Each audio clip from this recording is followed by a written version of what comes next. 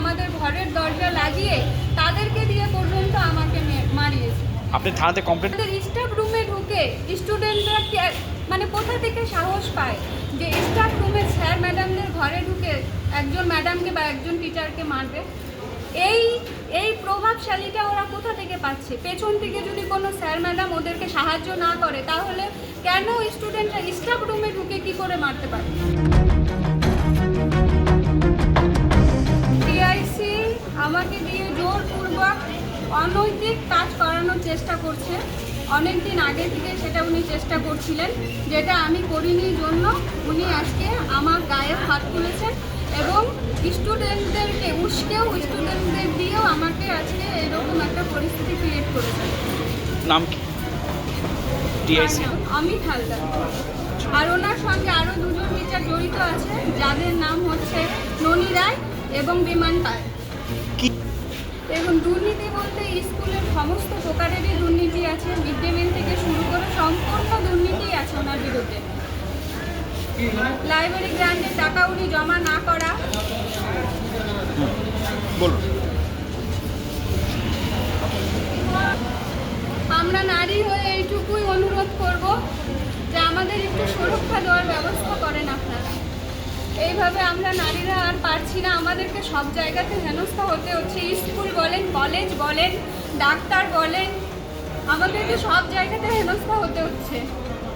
আপনাকে হ্যাঁ, উনি আমাকে এর আগেও অনেকবার বলেছেন অভদ্র মহিলা, চরিত্রহীন মহিলা এরকম বলেও গালাগালি করেছেন।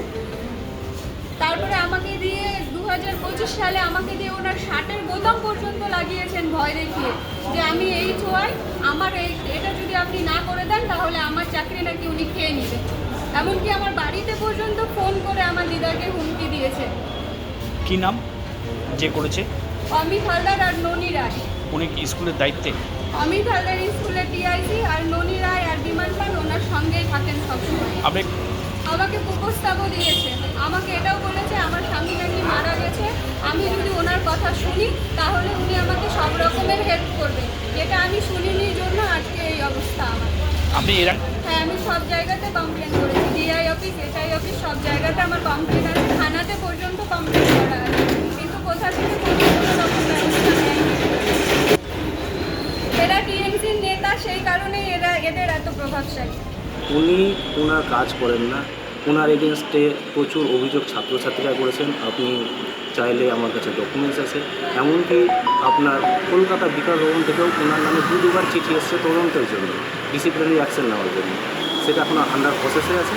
উনি এগুলো থেকে নিজেকে সেভ করার জন্য হয়তো মিথ্যা অভিযোগ দিচ্ছে। যে অভিযোগগুলো বললেন আমাকে, সেগুলো একজন শিক্ষক হিসাবে শোনাটাও পাবে। এই ধরনের কোনো কাজ হয় না। ওখানে আমার মেল স্টাফ, ফিমেল স্টাফ, ছাত্রছাত্রী আছে। আমি রীতিমতো 8 বছর ধরে চাকরি করি। মাঠে আপনার নেতৃত্ব হয়েছে? এই ব্যাপারটা স্যার আমি জানতাম না। আমাকে যখন উনি চর মেরে চলে যান, আমি কিন্তু আমার রুমেই বসেছিলাম। বাইরে কী হয়েছে আমি কিন্তু জানি না। তাহলে স্যার সম্পূর্ণ মিথ্যে। আপনি আমার ডকুমেন্টসগুলো নিয়ে যান। ওনার স্টুডেন্ট অভিযোগ করেছেন, উনি এখন আমাকে কোনো প্রকার যেন তেন প্রকারে ফাঁসিয়ে আমাকে টিআইসি থেকে যেন আমি সরে যাই সেরকম অত্যাচার।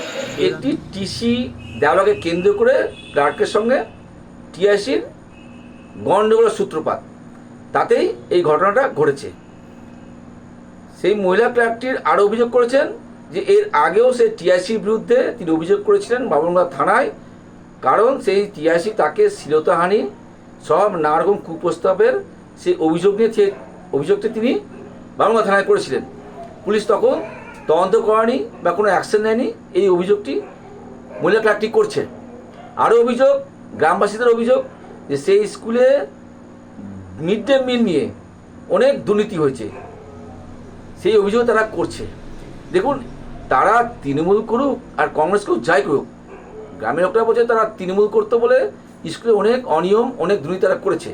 সেই অভিযোগগুলো তদন্ত করা উচিত প্রশাসনের। দল তো কোনোদিন কাউকে বলেনি যে আপনি টিআইসি হয়ে বা হেডমাস্টার হয়ে যা খুশি তাই করবেন।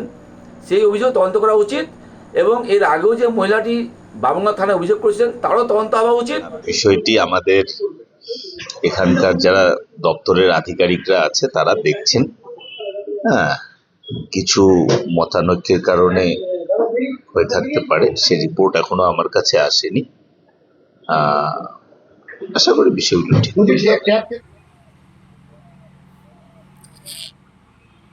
আমাদের ভিডিও ভালো লাগলে লাইক এবং শেয়ার করুন। কমেন্ট সেকশনে গিয়ে জানান আপনাদের মতামত। আরও ভিডিও পেতে আমাদের চ্যানেল সাবস্ক্রাইব করুন এবং প্রতি মুহূর্তে খবরের আপডেট পেতে প্রেস করুন বেল আইকন।